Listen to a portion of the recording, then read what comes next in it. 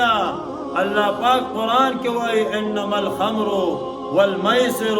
والانصاب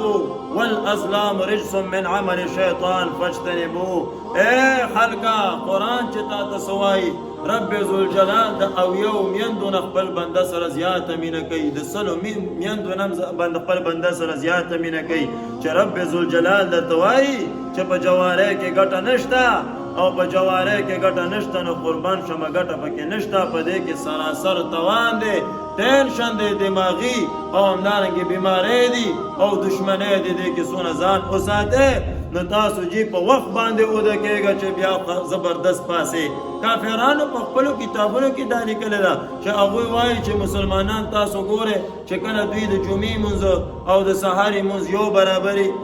نو بیا پوه شئ چې دې باندې څوک غلبه موږ غالب کېدی نه شو، او چې کله دا کمسارې لمونځ د دوی کمزوري که نه